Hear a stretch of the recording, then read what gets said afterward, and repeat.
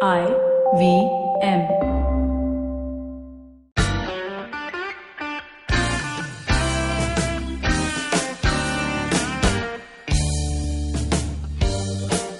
Hello and welcome to the Filter Koffee Podcast. In this week's episode, we will listen to two experts talking about two different sports that we rarely hear about. One is sumo wrestling, which has a tradition of thousands of years, and the other is esports, which is less than a decade old in its current form. When I asked Sachin Kalbag, who's the editor at Hindustan Times, to join me on an episode, he agreed and said that he can talk about Mumbai, the current political climate, or sumo wrestling, for which he had a great passion. I obviously picked sumo wrestling, but it meant that I had to prep for weeks to be able to have an intelligent conversation with him. Boy, what an episode it was. We spoke about so many myths around that sport. My favorite part was when we spoke about sumo wrestlers and how fit they actually are and how everything we think about them or assume about them is probably wrong. Let's listen in. The other myth, that I wanted to sort of break is to the outside world, it seems like, and you alluded to this a little earlier, sumo wrestlers are these really fat, obese, unfit people who are just building body weight so they can wrestle, right? But nothing can be farther from the truth, isn't it? They are actually extremely fit athletes. Absolutely right.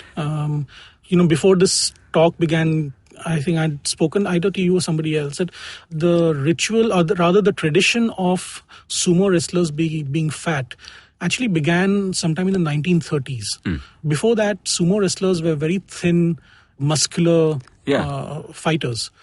And it is only after the 1930s that they realized that the more weight you put, the more difficult it is to push you out of the ring, right? So the weight became an advantage. On the other hand, they also thought that increasing weight means that your stamina goes down. So they had to keep a balance between weight and muscularity and stamina and fitness. So that's really the holy grail of sumo wrestling, the middle note in all of that. Hakuho kind of embodies that because his weight is about his weight has remained consistently at 154 kilos for a long time. He's maintained that with a great deal of discipline. The fat issue is something that is being discussed outside of sumo world because many people don't understand what kind of rituals and what kind of things go behind the scenes. So sumo wrestlers almost exclusively eat something called as chankonabe.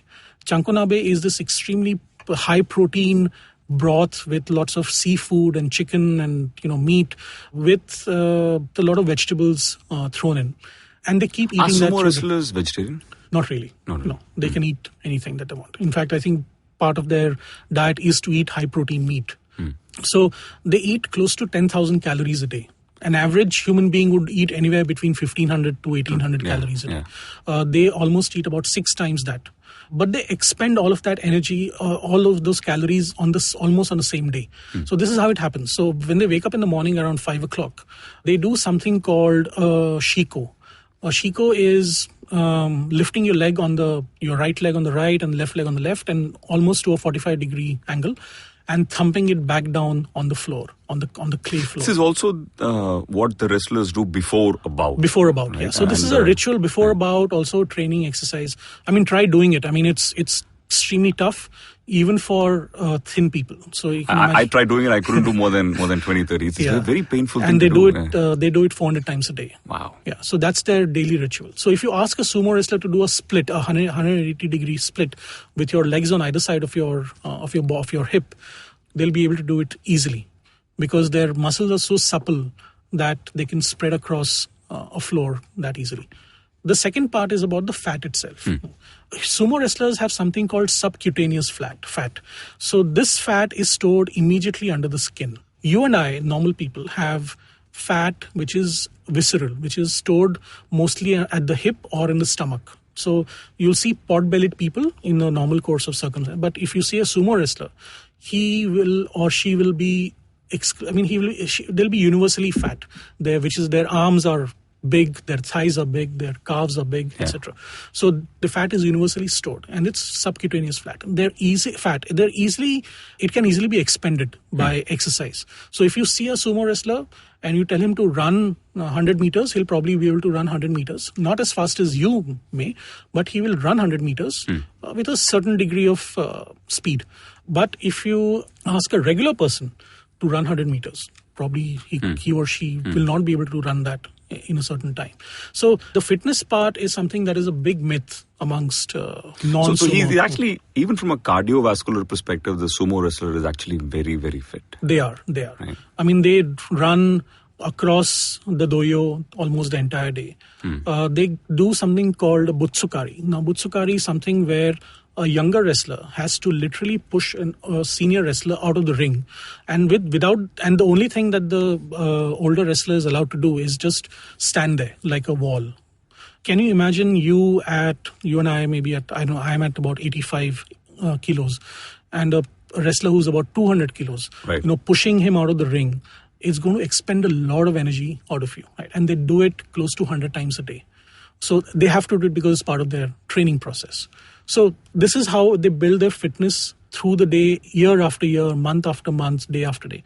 So the level of fitness that these people have is extraordinary. Wow. And once they retire from sumo, it is not very difficult for them to go back to a normal life, because they can slowly wean themselves off with a high calorie diet to a lower calorie diet. There are certain ways to do that. One example I give all the time is that of the former Yokozuna Takanohana, who was close to 140 kilos when he was wrestling. When he became an oyakata, which is a sumo elder or a coach, he brought it down to around 70 kilos. So he now looks like you and I. Exactly. I mean, if you look at Takanohana now, and if you see him walking on the street, unless you know he's Takanohana, right, you'll probably not even recognize that he was a sumo wrestler 20 years back. So, wow. And he's one of the great sumo wrestlers of all time. So this is the kind of discipline needed even after you quit the sport. So this subcutaneous fat is going to be my favorite thing for the next few years. On that note, we're going to take a very short break. We'll be right back on the Filter Koffee Podcast. Hey everybody, you know what we've got? We've got another awesome week on the IVM Podcast Network. If you're not following us on social media, please make sure you do. We're IVM Podcast on Twitter, Facebook, and Instagram. So if you haven't been following us on YouTube, please do a search for IVM CCTV and get a peek inside what's going on in the studio. You can see excerpts from Cyrus Says, Naveen from Keeping It Queer, Akash from Vartha Lab. There's stuff that we've done with Feeding 10 Billion. There are a whole bunch of little videos over there. Give it a watch and let us know what you think about that. On the scene and the unseen, Amit Verma is joined by journalists Barun Mitra and Kumar Anand to discuss the crisis in agriculture. On Agla Station Adulthood, hosts Ayushi and Ritasha discuss various interpretations of beauty and also share some amazing skincare routines. On Feeding 10 Billion, Ramya and Varun talk to Dr. Sandhya Sriram of Shiok Meats about bringing cell-based shrimp to our restaurants. On 9XM Soundcast, Eva is joined by the incredible music composer duo Vishal and Shekhar. They talk about the process of creating a soundtrack and give their views about the remix trend in Bollywood. On the Edges and Sledges Cricket Podcast, Ashwin and DJ conclude the Ashes and talk about the failure of Indian middle order in the T20s. On the Kinetic Living Podcast, Coach Urmi shares a workout called Arc Planks on Tabata Tuesdays. On Thriving Thursdays, she shares her journey towards building kinetic living and the challenges that she faced. On Vartha Lab, Akash and Naveen are joined by Shashwat Bulusu, a singer-songwriter from Baroda who is pushing the sonic aesthetic of guitar-centric laid-back pop. On Geek Fruit, Dinkar and Jishnu talk about pop culture that revolves around the apocalypse and tell us how they would ideally prepare for it. On Football Shutball, hosts Gaurav, Karthik and Siva bring to you the post-match reactions of their favorite fixture of the year, Manchester United versus Arsenal. That's no surprise to anybody. And with that, let's get you on with your show. Welcome back to the Filter Koffee Podcast. We now tune in to the geometric opposite of sumo wrestling, which is esports. I spoke with Akshat Rathee, who is the founder of Nordwind Gaming, one of the largest rights owners in esports in India. And I spoke to him a few days after I had been to a PUBG event in Delhi's Tyagaraja Stadium. It was my first esports experience, and I was blown away by the size of the crowd, basically a full stadium, and how engaged they were throughout the event. Let's join the chat when I speak to Akshat about this phenomenon. So how would you define esport before we go any further into this? What comprises of esports today? Very deep, very, very deep question. Right. Short answer. Let's break the word e-sport into the two composing elements of that word, e and sport. electronic. So any game that you're playing electronically as a multiplayer between multiple people is the electronic part. Sport is because it's multiplayer. The result is the physical, and I underline this bold caps, physical responses between the two players. So the game is won not because one side has paid more money or has gone and done something inside the game, which is the physically the other player is better. Most of the time, speed. Response times are so much better by one guy over another guy. That is why the physical nature of reactions on an electronic device compose esports. So, back in the day when we were growing up, we were playing Contra with multiple consoles and all of that, right? Like, is that esport? That's a game. That's a game, right? You had a score. Scores could be competitive. So you could have what is called asynchronous sport. Just like, let's take a real world example, Tour de France. Right. The Tour de France is a cycle race where you don't compete with another person who's riding next to you. You actually have a time trial. You set a time and someone else goes and tries to beat that time. Right. That's why it's called a time trial. And so it's called asynchronous competition. So you scored 17,260 points in Contra or Mario because you got an X number of coins, Y amount of time that you took to do it, Z amount of lives that are left at the end of it. And that gave you your score. And I scored 18,260 because I did something better. I was either faster than you, I took more coins than you, I lost less lives than you. And that's why I got 18,240 versus your 17,000. And I won. So this is asynchronous competition. But most esport is synchronous. That means you are playing against me live. Which basically means, and where I was going with that contra question is that the way we probably define esport today is where it is being played either on the mobile phone or on a console across the internet. It's a multiplayer game. It doesn't have to be mobile. It can be a PC game, etc. Or a console, right. And before we go into further defining this, right? When did this terminology originate? Like, esports? Yeah, 1974. 1974. With what? Stanford did an experiment of war games where they had two teams going and play against each other, a game of space war. Okay. That was the first ever documented game of a multiplayer esport game ever. This must be within the ARPANET. It was in the ARPANET. It was at the Stanford University campus itself. Right. And then the next 10 years happened, which is basically because computers were so expensive, it used to be at location. Right. Then the time came for arcades and consoles. So it became those, you put a coin. So the Nintendo. No, well, the coins, the operated machines came in. Right. The way you had games like Street Fighter and Galaxian and Pong and all of those came. Then came the age of the personal consoles, the Nintendos and Ataris in your house. Then came the invention of the millennium, which is internet. And then everyone started going and playing against each other. And then once everyone started playing against each other, the modern generation of esports happened. And then games like Doom started off. And Wolfenstein started off this entire competitive generation coming in. And then it became better and better. And then games like Counter-Strike came along 25 years ago. And then... Was that the watershed moment? That was the first time that... Actually, the first game that really did it was a game by the name of Warcraft by Blizzard. Right. And then StarCraft after that. And then Counter-Strike was the first multiplayer shooter. And those legacy games, Warcraft and StarCraft, now have StarCraft 3. Warcraft led to Dota and Heroes of the Storm and all that entire MOBA generation. And the FPSs have Fortnite and Counter-Strike and Call of Duty. And those have lasted. Those have become the de rigueur 20-year...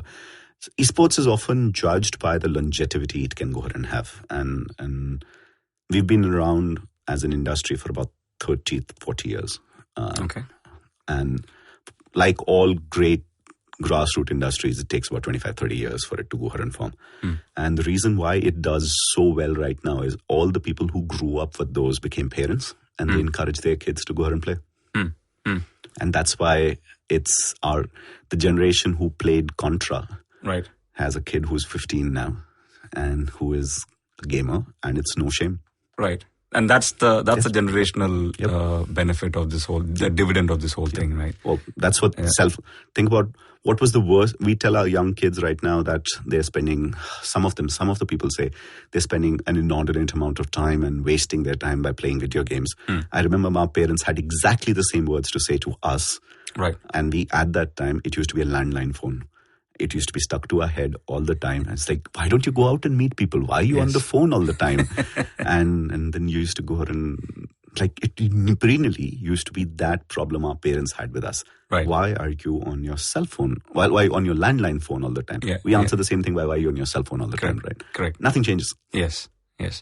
But we now taking the definition. I'm talking about today's esport, not the ARPANET, not the Doom generation. Today's esport, we're actually taking the definition of sport fairly seriously now, right? And we spoke about parents, so it's a good time to speak about careers. So there are people who are professional e-sportsmen and women. Yep. And who are making a decent living out of this. Yep. And this is now a career option, right? Yep. How did we get here to this phase of it? Natural evolution. Anytime when people are going to go ahead and take something that is interactive entertainment, they're going to interact with it over multiple cycles of interaction with them by just evolution theory. Some people will become better at that than other people. If someone loves it enough, they'll spend 10,000 hours in it. If you spend 10,000 hours in it, you will have mastery theory. If you have mastery theory, you will be better than anyone else. No, I mean, that is the philosophical way of looking at it. But I'm just, for example, you take a parallel to poker. Yep. Right. Now, poker has been there for decades, right? Probably even before the ARPANET game that you're talking about, right? Now, Texas Hold'em took a big turn in, say, 2003 or so. Yep. When, there used to be a really small event they used to call as the World Series of Poker. Yep. Like everything in the US is a World Series of something, right? That's the world, right? Right. And then I remember very clearly there's this one time where it was partially televised event. Like you'll have highlights of this, etc. And there was one amateur player who ironically had a name, Chris Moneymaker, who first, he was an accountant working in a company and then decided that I'm going to take $5,000 off my bank and then start playing this series. And then he made $1 million and it was televised. Now, what that did to the game is it created an audience, right? Now, for all sport, you need an audience, right? For e-sport, that seems to have happened in the last 4 or 5 years. Well, 9 years ago. 9 years ago? 9 years ago. There were always tournaments, but the big breakout tournament was when Valve, who owns Counter-Strike and also a game called Dota 2, announced the world's first $1 million tournament. That was 7 years ago. And they literally everyone used to go ahead and have prices of $10,000, $12,000, $15,000. They went and broke the bank by going and saying $1 million. That tournament today is the world's largest esports tournament with a total prize pool of $32 million. 32 million. I'm going to say that one more time. Let's translate that into numbers and rupees. 220 crores. Right. That's way more than any Grand Slam event or... It's the probably it's the highest prize pool sport in the world. In the world, right? It's more than football. Yep. And when I said, you're taking the word sport very, very seriously, I mean to a point where e-sport is now a demo sport in the Olympics, is that right? It was a demo sport in the Olympics last, this Winter Olympics that happened in South Korea. We as ESL and Intel were part of setting up that demo. Right. People from across the world participated. And esports is very empowering in terms of being gender neutral. So there is no boys versus girls. There is no advantage a female has over a man. I actually believe because of their multitasking capabilities, they're actually better than us. And lo and behold, at the demo sport across 22 countries, a girl from Canada called Scarlett won the world championship. Wow. Everyone was over the moon. Right. And she won it fair and square. She beat Koreans, Indians, Japanese, Russians, Americans, everyone. And she was the best in the world. And this is the Winter Olympics that happened the Winter Olympics in China. In Korea, South Korea. In Korea, right. Okay. And it is also making inroads into the Asian Games? Yes. It was, again, a demo sport at the last Asian Games in Jakarta. Right. An Indian actually called Tirth, won the bronze medal there. Right. And it's going to be in the next Asian Games again. Oh, wow. And this is with our mobile first philosophy, which is no longer PC or console, which the Western world has a huge lead on. Right. I think on mobile games, India is going to be on par, if not better than anyone else in the world. Well, that was this week's episode. If you want to listen to the full episodes, please do so on the IVM Podcast app or ivmpodcasts.com. You can also follow us on our social media. We are at IVM Podcasts on Twitter and Instagram. And if you want to reach out to me, I am _Karthik. That's Karthik with an H on Twitter. And Filter_Koffee. That's coffee with a K on Instagram.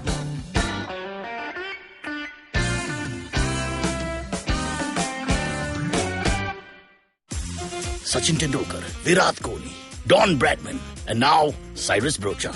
Okay, probably not in the right company. I mean, Don Bradman is Australian. But it's called Cyrus Says, a wonderful show about everything. Find the show on the IVM Podcast app, ivmpodcast.com, or wherever you listen to podcasts. Did you know that Parsis in Mumbai, instead of being left at the Tower of Silence after they die, are now cremated? And why? Because a cow fell sick in the early 1990s. Did you know that the smog in Delhi is caused by something that farmers in Punjab do and that there's no way to stop them? Did you know that there wasn't one gas tragedy in Bhopal, but 3? One of them was seen, but 2 were unseen. Did you know that many well-intentioned government policies hurt the people they're supposed to help? Why was demonetization a bad idea? How should GST have been implemented? Why are all our politicians so corrupt when not all of them are bad people? I'm Amit Verma, and in my weekly podcast, The Seen and the Unseen, I take a shot at answering all these questions and many more. I aim to go beyond the seen and show you the unseen effects of public policy and private action. I speak to experts on economics, political philosophy, cognitive neuroscience, and constitutional law so that the insights can blow not only my mind, but also yours. The Seen and the Unseen releases every Monday. So do check out the archives and follow the show at seenunseen.in. You can also subscribe to The Seen and the Unseen on whatever podcast app you happen to prefer.